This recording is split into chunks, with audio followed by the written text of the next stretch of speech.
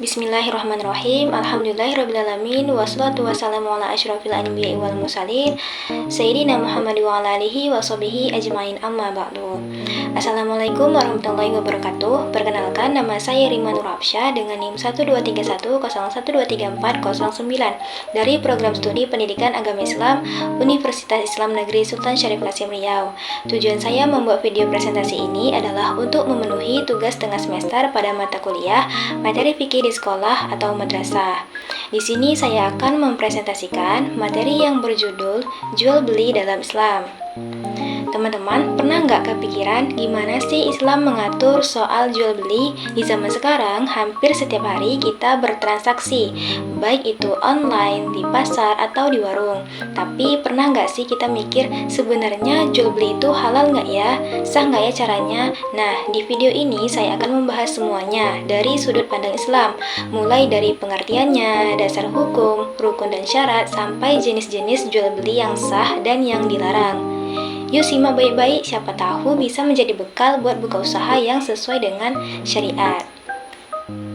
Pertama, kita bahas dulu pengertian jual beli. Dalam bahasa Arab, istilahnya biasa disebut al-bai, at-tijaro, atau al-mubadalah. Semuanya bermakna tukar-menukar. Misalnya, menukar uang dengan barang, atau barter, seperti menukar HP dengan sepeda. Menurut para ulama, seperti Imam Nawawi dan Ibnu Qudamah, jual beli adalah pertukaran harta dengan harta lainnya, yang dilakukan atas dasar saling ridho dan suka sama suka.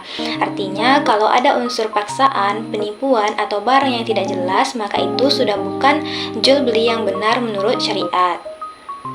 Kemudian, bagaimana hukum jual beli dalam Islam? Jawabannya diperbolehkan. Bahkan dalam Al-Quran surah Al-Baqarah ayat 275, Allah berfirman, wa ahallallahu al-bai'a wa harrama riba. Allah menghalalkan jual beli dan mengharamkan riba. Nabi Muhammad SAW juga pernah menyebutkan bahwa pekerjaan terbaik adalah yang dilakukan dengan tangan sendiri dan jual beli yang mabrur atau yang jujur. Nah, para ulama pun sepakat bahwa jual beli itu hukumnya mubah selama sesuai dengan aturan Islam. Lalu, agar jual beli itu dianggap sah harus terpenuhi 4 rukun atau unsur utamanya. Yang pertama, adanya penjual dan pembeli. Yang kedua, adanya barang yang diperjualbelikan. Yang ketiga, adanya alat tukar. Dan yang keempat, adanya ijab qabul. Nah, selain rukun, ada juga syarat-syarat yang harus dipenuhi agar jual beli menjadi sah. Yang pertama, syarat orang yang melakukan jual beli, yaitu harus balik dan berakal, dan tidak boleh dipaksa. Jadi dia dalam transaksi itu harus atas keinginan dia, bukan di atas paksaan orang lain. Yang kedua, syarat barang yang diperjualbelikan. Yang pertama, suci dan halal.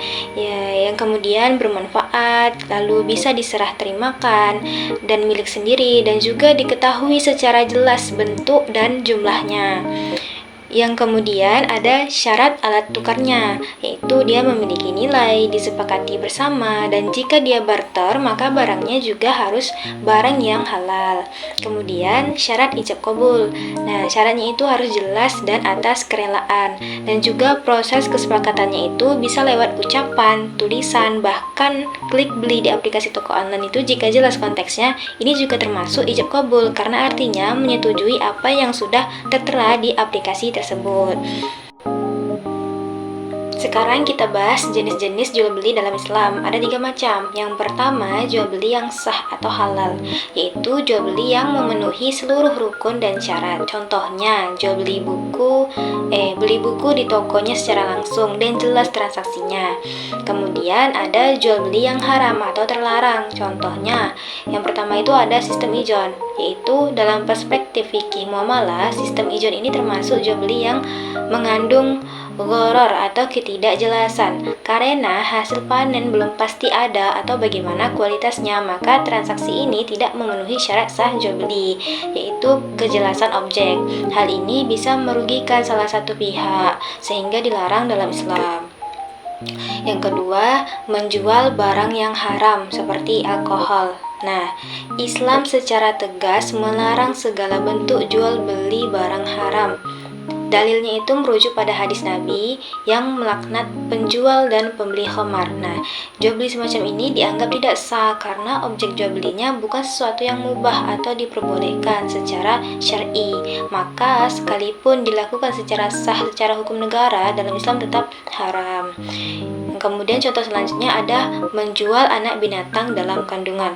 Nah, menjual anak hewan yang masih dalam kandungan ini tergolong jual beli yang belum jelas wujud dan keadaannya, sehingga juga termasuk gharar. Nah, transaksi ini dilarang karena objeknya belum bisa dipastikan eksistensinya, bahkan belum tentu akan lahir atau hidup. Oleh karena itu, tidak memenuhi syarat sah dalam jual beli menurut fikih. Yang kemudian contoh selanjutnya ada menjual barang yang belum dimiliki atau tidak jelas. Nah, Islam mensyaratkan bahwa objek jual beli harus jelas dan berada dalam kepemilikan penjual. Menjual barang yang belum dimiliki seperti menjual rumah yang belum dibeli atau belum ada secara fisik adalah bentuk penipuan dan gharar. Ini bertentangan dengan prinsip keadilan dan kejelasan dalam transaksi muamalah Islam. Pokoknya segala bentuk penipuan, ketidakjelasan atau barang haram itu dilarang di dalam Islam. Yang kemudian ada jenis jual beli yang sah tapi dilarang. Nah, ini tuh secara hukum dia sah tapi tetap tidak diperbolehkan karena alasan moral atau waktu yang tidak tepat. Contohnya, jual beli saat azan Jumat berkumandang. Jadi, bagi laki-laki yang wajib sholat Jumat tentunya harus meninggalkan dulu praktik jual belinya. Segerakan tuh sholat Jumat. Kemudian, contoh selanjutnya ada menimbun barang agar langka dan harga naik. Kemudian, mengurangi timbangan, merebut pelanggan orang lain, dan bahkan menipu dalam berdagang. Nah, namanya jual beli pastikan pengennya mendapatkan keuntungan, tapi tentunya harus dengan cara yang benar juga. Jadi, meskipun uangnya halal, tapi jika niat dan caranya tidak benar, kita tidak bisa berdosa. Jadi kesimpulannya, jual beli dalam Islam bukan hanya soal untung atau rugi, tetapi juga soal kejujuran, keikhlasan, dan mengikuti aturan yang ditetapkan syariat. Islam mengatur jual beli agar adil, membawa keberkahan, dan menguntungkan semua pihak. Jadi, yuk mulai sekarang kita terapkan prinsip syariah dalam setiap transaksi, bukan hanya mencari rezeki, tapi juga mencari ridho Allah. Sekian presentasi dari saya. Wabillahi taufiq wal hidayah. Wassalamualaikum warahmatullahi wabarakatuh.